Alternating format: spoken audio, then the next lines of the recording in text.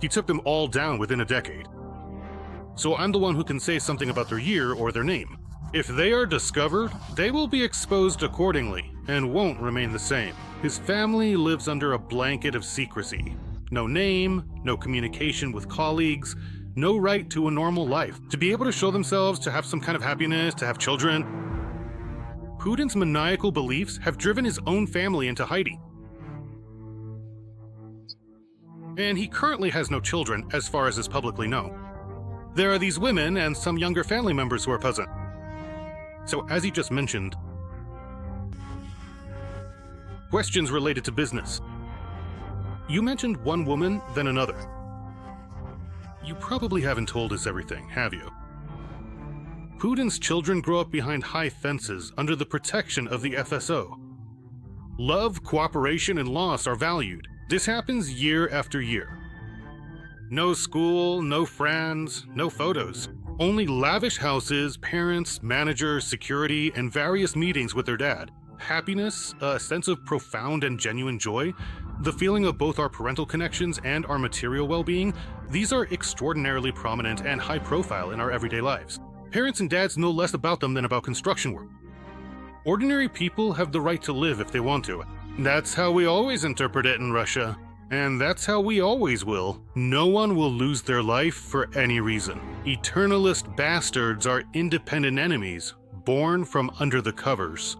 They were accused in history and locked away for many years in VIP cells, probably in a big prison. Why does the reclusive, bunker-dwelling dictator, who so often talks about traditional values, persistently and obsessively conceal his entire family because of his deep-seated pathological phobias and psychological complexes? We will clearly highlight the fork in the highest secret of the Kremlin's wars. I never talk about things that...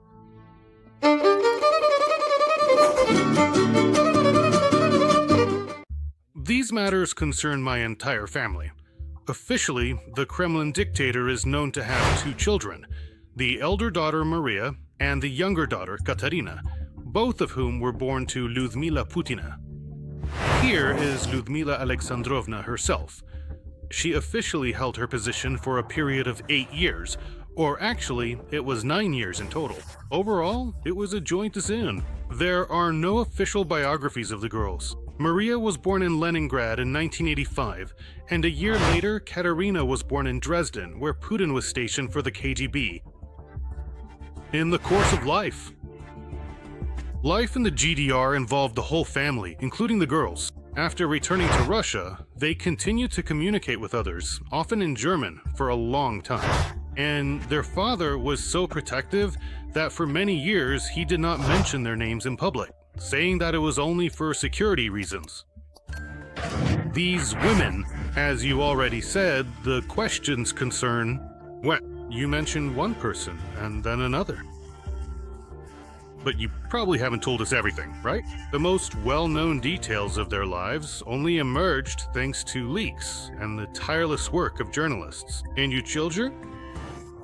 My children are interested in the field. My eldest daughter, Maria Vorontsova, received her medical education at Moscow State University, specializing in endocrinology. Back when I was a child, I always dreamed of becoming a doctor, and my interest in the field came a little later. Specifically, when I grew older and was allowed to make my own choices in life. Maria's classmates hoped she wouldn't come from a privileged family, but even they had no idea who her father actually was. The cover-up worked. Vorontsova showed up in the faculty teachers group chats. And speaking of imperial ambitions in Crimea, I read less from the northern press. It's a shame that they decided to hand over Crimea to the north. Russia had already officially suggested joining NATO and Ukraine. They were turned back. But secrets always come out, and the enemy's berry tree always has chicken berries. Maria, like her father, supports the war. For her, Russia is not an aggressor, but a country forced to defend itself. She changed all the answers about Crimea from her father to Ukraine and the USA, insisting that it is America that starts wars. I would really like to see the day when the US is sanctioned, almost as if to make them start a war. She repeats her talking points about the threat of American biolabs in Ukraine and the Banderites who have taken over Kyiv. In short, everything fits perfectly into her father's propaganda playbook. Why the laboratories they sponsor still operating in countries like Ukraine, Georgia, and so on. But these bizarre Kremlin stories, with all their inherent absurdity and chilling horror, didn't stop Maria from spending a great deal of her time in the peaceful and comfortable Netherlands. That is also the specific place where she first started building her family. She tried to add just a few extra hours every week to her schedule. She enjoyed healthy soccer, various sports, and also many different seasonal recreational pursuits like surfing and skiing. After Putin's war in Donbass and the downing of MH17 by the Russians, her attachment to Europe diminished. These so-called sanctions. Of course, the responsible party is absent. In Russia, Masha Putin found herself in the field of innovative medicine. That's when I realized that authenticity means gaining knowledge by trying things for yourself. Officially, it's a small business, but in reality, it's move after move and hundreds of millions of rubles a year. A medical miracle. We could say there's no magic, only endlessness and her dad's resources. Just ordinary. Common sense tells you that. Conference of Pediatric Endocrinologists. We must share our research and developments with each other. This is about people's lives. Maria chose a partner, Jorit Faison, as her first husband. Interesting fact, local women not only succeeded, but also thrived in Hague. Proximity to the main tribunal for war crimes no longer seems like just a matter of circumstance. Of course, there are plenty of tourist services. There's something for everyone's taste, as they say. The young businessman Fasten immediately started working with Putin's closest friends, oligarchs, billionaires, the Rotenbergs. That's how they solved the issue of children's health. The northern couple lived together for 8 years, until their breakup in 2016. Right after the vacation, Farson's career in Russia started to falter again, and the road to his home was blocked due to the close attention of military intelligence agencies. Let me add something very important. Very few average, everyday, ordinary citizens, believe me, felt any genuine or heartfelt sympathy for those individuals who transferred their personal wealth and savings to various other different financial institutions.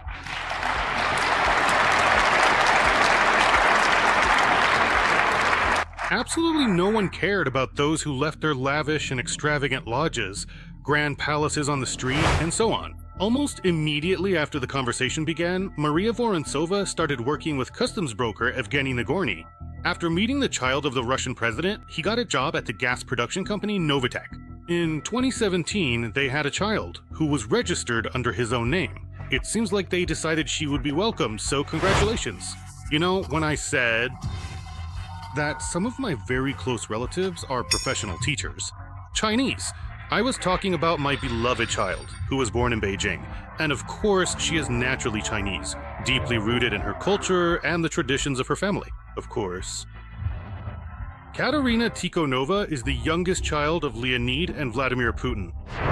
Katerina Vladimirova, please, you can, come here. Good morning. Good afternoon. Today, she heads the Innopractica Foundation, an organization focused on introducing new technologies into Russian industry. Of course, the younger of the two official daughters is the one being prepared for political life and for the possibility of inheriting the Kremlin throne. After her father, she is groomed for leadership, or a dream. Today, Katerina is closely watched by handlers and security, despite extraordinary rumors of their influence. The idea of her as a successor might suit the regime, but it's still too early to say whether any real preparations for succession are actually taking place. But as long as her father is alive, Katya is swimming in money, and that's with an industrial scale. Katerina's main clients are still the same state-owned corporations.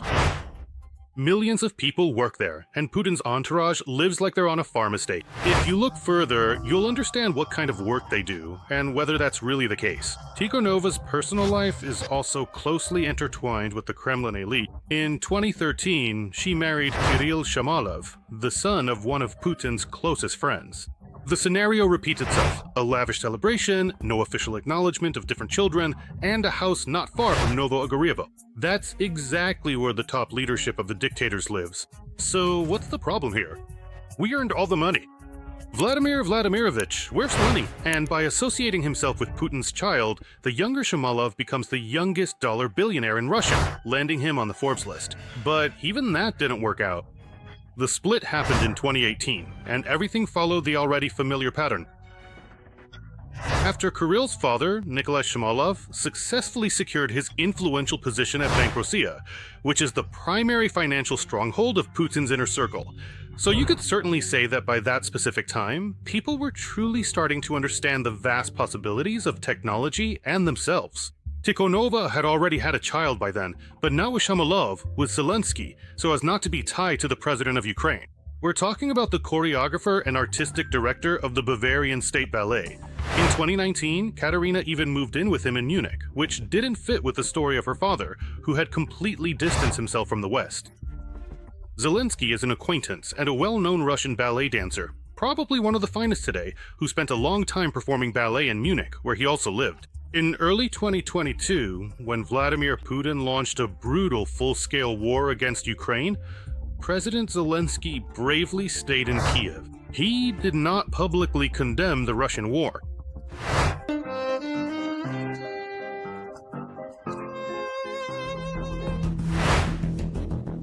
But our story doesn't end with the official daughters. You know, my children, despite all the rumors you've heard, they live here, in Russia, especially in Moscow, in 2020. Journalistic investigations took a look. Another name is Elisaveta Krivonogih, a child born in 2003, who, judging by her appearance, seems to look like Vladimir Putin. Look, judging by her childhood photos, yeah, she does seem to resemble him. But as it turns out, a lot of people look like Vladimir. She calls herself Luisa Rozova and does not respond to any public comments. Do you have any conversations about this in your family? To be honest, I am not entirely sure. Perhaps back when we were at summer camp together, for example. Honestly, I truly enjoy it very much, but I simply can't answer all of your questions. It's impossible that the child of a high-profile figure lives not in Moscow, but in Paris, in a country that is a member of the NATO military alliance. I think I've already spoken to you about this, and honestly, that's it. I'm really sorry that this is happening. Of course, I don't want to get involved in this situation. Her mother, Svetlana Krivonogih, comes from a modest family, with no connections or capital. She went from working as a professional cleaning lady to eventually becoming a prominent director at Bank Rossiya and managing a massive high-end ski resort in the Leningrad region. All these people became extraordinarily wealthy in just one single year. That's their secret. Maria Vorontsova, Katerina Tikhonova, and Elisaveta Krivonogih have never publicly acknowledged their relationship to Putin, but they've never denied it either. In this family, it's actually not common at all to use their real names. And maybe it's this very secrecy that best reveals the structure of Putin's system. And this system needs enemies, especially in patriarchal Russia. Most of all, they have to be children. Yes, of course, most certainly. The main and fundamental purpose of a family, as it has been throughout history, is to have children, to continue the human lineage, to preserve and support children, and thus to determine the first link in the continuation and transformation of our entire ethnic people. Putin seeks total control, but understands it's not worth spending a lot on experiments to create youth elixirs. He must face death, and soon. I want to get ready. The father hasn't changed. Keeping another criminal family isn't worth it, no matter how hard he tried. In 2008, the newspaper Moskovsky Correspondent wrote about preparations for the wedding of Vladimir Putin and Alina Kabaya in St. Petersburg, after which the news was quickly shut down. Thank you, everyone. Thank you, kids. I know you were very nervous, but you did great. Kabayeva loves money so much that she doesn't mind getting into bed with an old man and even having his children. After all, her sons might very well inherit the Kremlin throne in the future. Journalists discovered that in 2014, Kabayeva traveled 3 times from Sochi to Lugano, Switzerland. A gynecologist from the Swiss St. Anna Clinic.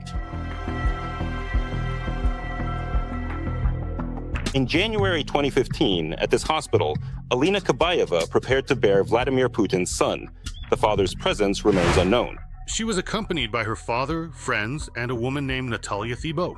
According to later findings, she was a gynecologist. The delivery went well, so the elder Putin decided he should have another child with the young athlete. And in 2018, she went to that same Lugano again, this time to give birth once more. After that, the same doctor went to Moscow to help with the birth of the second child, who was also a girl. Natalia Tybalt was born in St. Petersburg, moved to Switzerland over 30 years ago, married her husband, and changed her citizenship. But she has to keep in touch with Putin. Putin personally decided where Alina should secretly give birth, but complete isolation from the outside world did not help win the battle between Ivan and Vladimir Jr. Some of the most secretive and highly protected children in all of Russia live in exclusive homes, and they travel in armored trains, limousines, or private business jets. Their safety and daily lives are managed by organizations that answer to the Kremlin's inner circle. The children. Arriving at 8 or 9 a.m., everyone has assignments to do together. After the assignments, there's a 30 to 45-minute lecture, as well as time for group activities. In Valdai, children have 2 dogs, including a St. Bernard. A St. Bernard dog has 2 FSO handlers. Highlights include a huge collection of Lego sets and iPads. The iPads serve for games and video calls. For cartoons, kids prefer Disney. Usually the kids have their meals, then take a nap, and after resting, they get their medicine and do sports. After 8 p.m., the nannies pick up. The children. They are looked after by FSO staff, nannies, supervisors, and professional trainers. An unknown level of security compared to what the top police officials in the country have. Do you understand what I'm saying? I don't want them to grow up like some kind of spoiled princes. I want them to grow up as normal people in the city. In the city of St. Petersburg, it was found that on average, a nanny was specifically employed for 2 children, ages 4 and 8. The salary is 8,000 euros every single month. Medical checkups and a 2-hour quarantine. In the same clinic, in the department located in central St. Petersburg on Malaya Konushenia Street, where many friends and acquaintances of Vladimir Putin have checkups, including members of the Ozero Cooperative and the Russian Leadership Bank. Later, along with robots Radius, women who had been selected for planting were also kept there. The Putin brothers cannot communicate with their children and do not see their parents. Their parents are safe with other children. Kabayeva is with students at her rhythmic gymnastics academy, and Putin is with fake children in the advanced chamber. Good. Luck. Thank you so much. Wish you happiness. Great job. Stay here. Thank you. Good luck. Thank you very much. See you later. See ya. Where is Mithya and where is Poltava? But the important and highly advanced battle between Peter I and Charles XIX was the fight near Poltava. I am sorry. What? What exactly was all of those people doing there? In the vicinity of Poltava? But Little Kabaloni don't need to thank such a creature, who, one moment he's talking for an hour about the Pechenegs, then he moves on to European leaders, then he starts saying weird things in crows. It's tough. work like this is in fact a different kind of talent. It's not just, just a blanket. It's real talent to be able to make yourself work effectively. Sometimes other kids show up at the houses. Usually they're the kids of Kabayeva's friends, but their movements match as well. Parasite, protection, restrictions. Most of these visits happen around the weekends and take place in Valdai. Because of the war Putin started and the fight against his enemies, all the Kremlin grandma's families live under even tighter security. No one moves. It's a secret operation. According to how the construction is arranged, Alina and Volodya don't decide that their parents have to be athletes. In fact, every house has sports facilities, gymnastics hills, treadmills, and even a hockey rink. Members of the legislature reported that yes, they preserved the palace on the beach, which is actually as big as a 5-story building. And this specific scenario has already begun to unfold before our eyes. In the year 2025, Ivan's eldest son made his very first public appearance on camera, being introduced to the world as the man from the digital streams. It is highly likely that Alina herself was present, probably sitting quietly during the auditions. But as we have come to know from various reports, another person entirely, who is Kabayeva's own cousin named Fedina, now officially claims to be the biological mother of the child in question.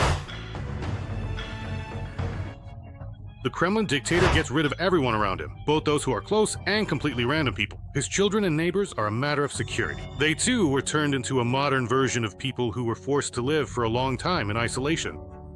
But in this particular case, maybe it's something green.